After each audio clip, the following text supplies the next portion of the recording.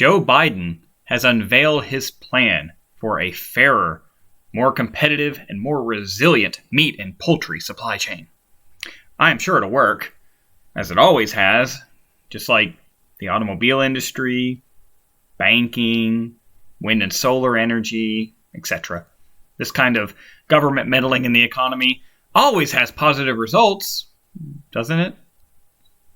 That's what we're going to discuss today on the Sovereign States.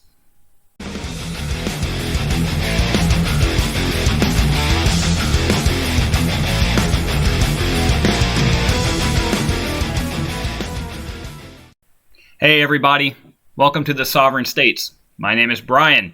Appreciate you checking out the channel. If you like what you see, leave a like on the video, hit that subscribe button, and most importantly, leave some comments. Let me know how I'm doing. Let me know what kind of content you'd like to see. Show me where I'm wrong. I'm always open to learning if I get something wrong, and just let me know what you think of the videos I'm creating and the content on this channel. So without further ado, let's get right into the story for today. Government meddling in the economy. Government is meddling in the economy again, trying to fix a problem that isn't really a problem that they probably created in the first place. This time it's Joe Biden and Kamala Harris and their action plan for creating a more fair meat and poultry supply chain. This is just the government playbook. This is what they always do. They create a problem so that they can implement a desired policy to supposedly fix the problem they created in the first place. Well, will this actually do anything at all, or will it just create more problems? Well, almost all the time, it just creates more problems. Now, what do I mean by a problem they created in the first place? Well, their complaint, and I'm going to go over this on this fact sheet that's on the White House website. Their issue is that there are 4 companies in the meat industry, as it says right here in this paragraph, that control 85% of the beef market, 54% of the poultry market, 70% of the pork market. And I'm reading now, the meat packers and processors buy from farmers and sell to retailers like grocery stores, making them a key bottleneck in the food supply chain. No, it sounds like they're the ones putting the meat in the stores. They're the ones processing it so that it is ready to buy at the store and selling it to the stores. Sounds like they serve an important function, and they're actually doing it well. But what do I know, right?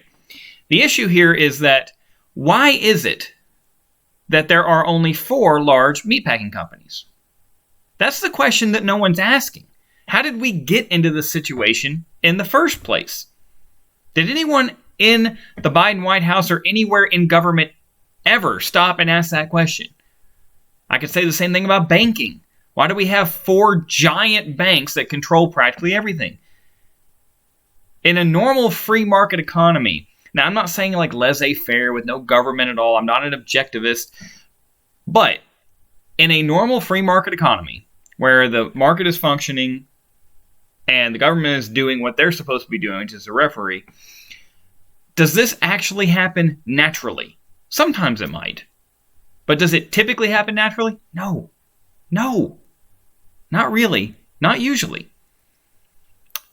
When you have this sort of concentration in a few organizations, a few firms, chances are likely that government intervention or government meddling played a role, namely overbearing regulations and taxation has caused this problem. Why?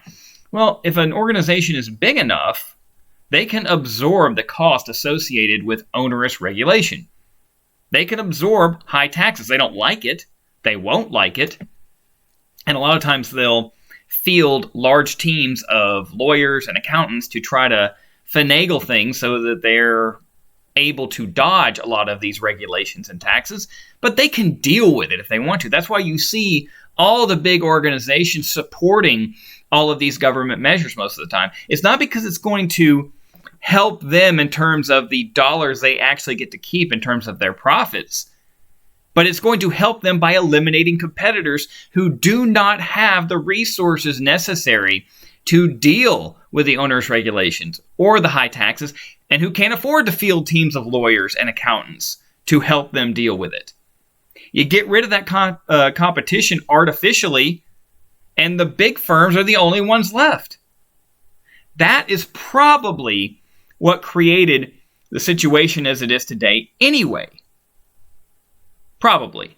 And there may be other factors as well. It doesn't have to just be that. And maybe in this case I'm wrong. I might be. But I'm probably not. It's probably a large contributor to the concentration of market share within these 4 companies.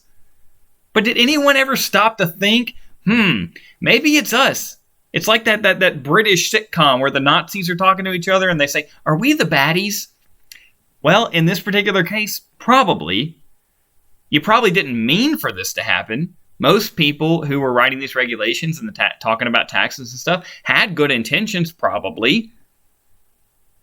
But the results are bad just the same. Your intentions are meaningless. The results are what matters. Now, a big problem I have with this in general, and this is kind of unrelated, is this is all an executive order. That's what this whole plan, I read this whole thing. This whole entire plan is all based on an executive order on promoting competition in the American economy to create a fairer, more resilient, and more dynamic economy, etc., etc. Okay. Where in the Constitution does the president have any powers to disperse funds to favored special interest groups? Where is that written? Where does it say that the president has any power to disperse funds in any situation? Doesn't Congress have that authority? Well, then how in the world is he doing this by executive order?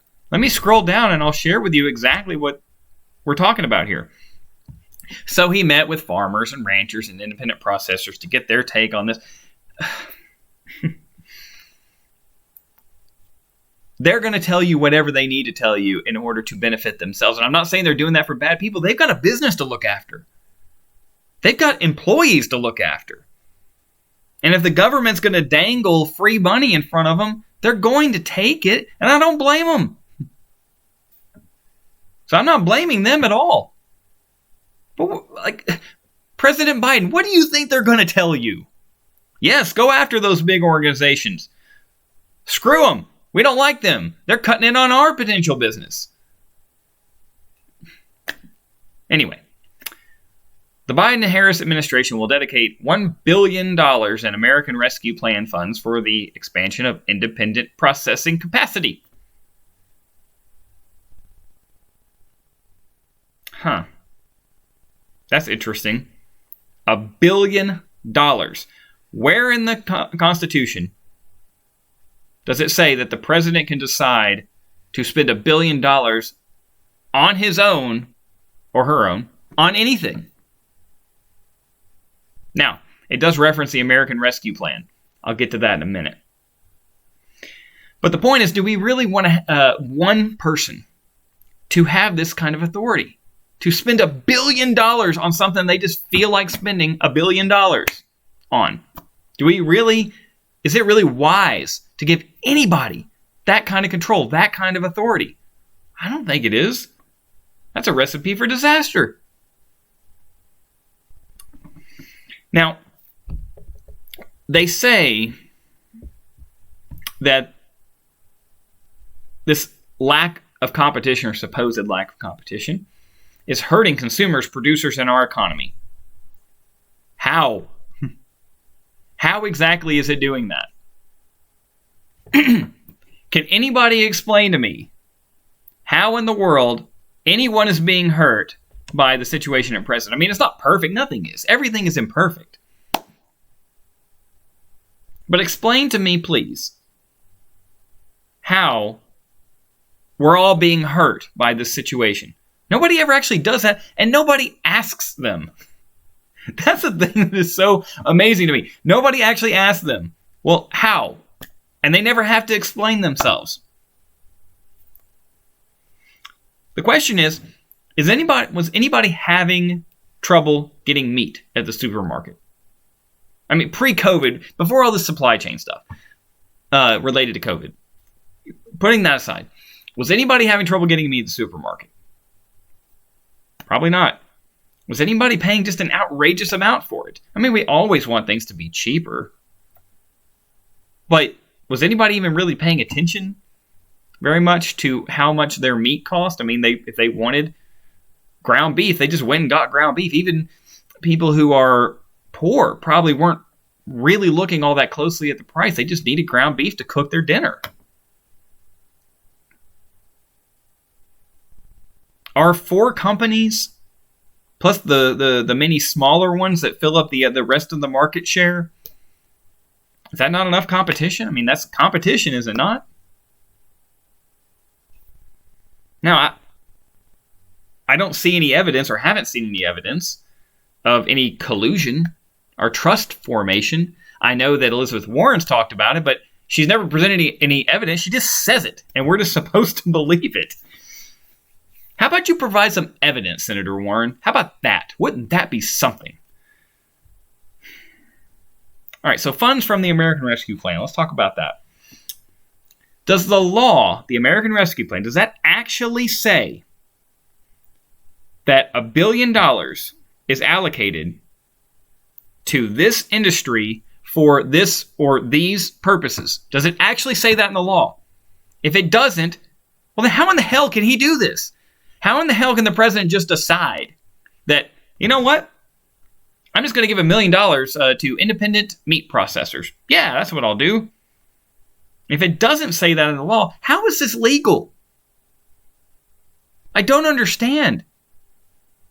How in the world is this legal? And by legal, I mean constitutional. Constitution is the supreme law of the land. It governs all the other laws.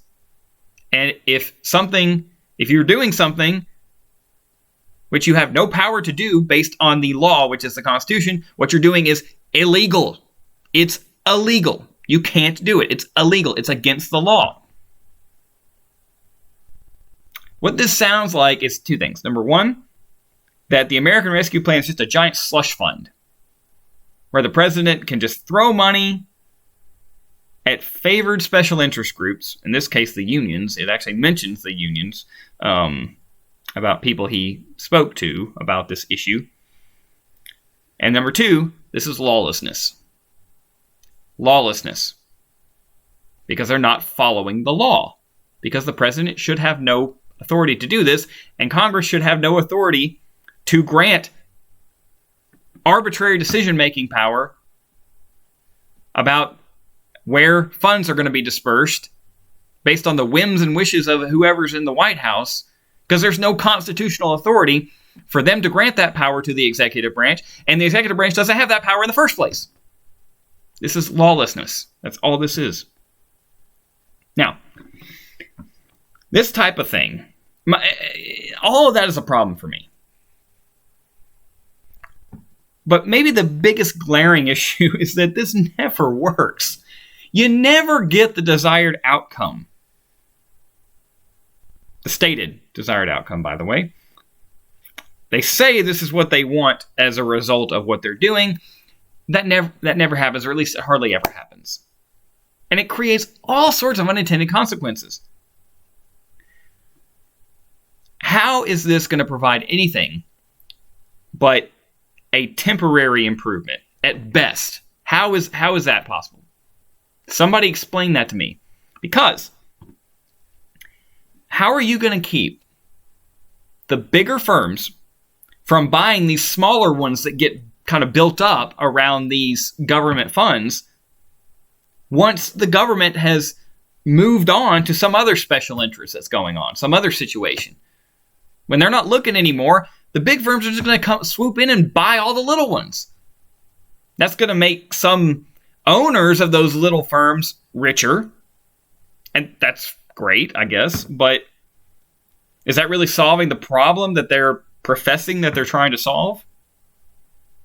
Will this not in turn make the big companies even bigger in the future with an even greater share of the market? That's why this is so dumb. This is so stupid. Will that not then in turn make everything worse off? Everyone worse off? If what they're saying is true about how badly off we all are in this regard, will I be even worse off in the future once the attention of the government is on some other thing? Of course. And this is what government meddling always produces. I'm kind of curious how good our economy really is if the government has to do this kind of crap all the time. If they're constantly having to throw money around for every different reason to every different industry in existence, how is it that our economy is all that good? There's a lot of reasons for that. But in conclusion, I want to read something. I left the book over here. Hang on. Of course I did, right? This is Basic Economics. Thomas Sowell. Great book if you haven't read it. I don't think Thomas Sowell has ever written anything bad, but I don't know. You want a prime example of the ill effects of government meddling, all with good intentions, of course. You don't need to look any further than the Great Depression. This is what edition is this? Like the 6th edition or something? 5th edition? I'm on page 491. This is an overview chapter about, government and the economy and so forth. So, about the Great Depression. While the stock market crash of October 1929 and the ensuing Great Depression of the 1930s have often been seen as examples of the failure of market capitalism, it is by no means certain that the stock market crash made mass unemployment inevitable. Now, here's where this relates to the topic at hand. Although unemployment rose in the wake of the stock market crash, the unemployment rate did not reach even half the level that it did later after large-scale government intervention meddling in the economy. Month-by-month calculations of unemployment by two economists in 1993 show that rising unemployment peaked at 9% 2 months after the stock market crash of 1929, and then began a trend generally downward, falling to 6.3% in June 1930. So what the hell were they doing when they intervened? Unemployment never reached 10% for any of the 12 months following the stock market crash of 1929. It never reached 10% for a year after the crash. But after a series of government interventions, the unemployment rate soared over 20% for 35 consecutive months. And we did not get out of the Depression until the 40s. That's what government intervention gets you. That's what this kind of government meddling gets you. There are going to be people that benefit from this. I have no doubt. But chances are likely that that benefit is going to be temporary. And that benefit is going to wane. And the eventuality is we will be worse off in the future because of this kind of crap. We have got to stop this stuff. Now, this relates more to the free market aspects of this channel, but it's also federalism. I see no power granted to the central government at all to do this, to just throw money at an industry, at like a small segment of an industry. Where is that written? Where do they have that power? I don't understand. Can someone please show it to me?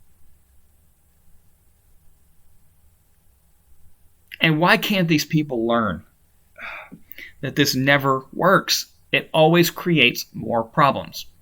We have got to stop this stuff.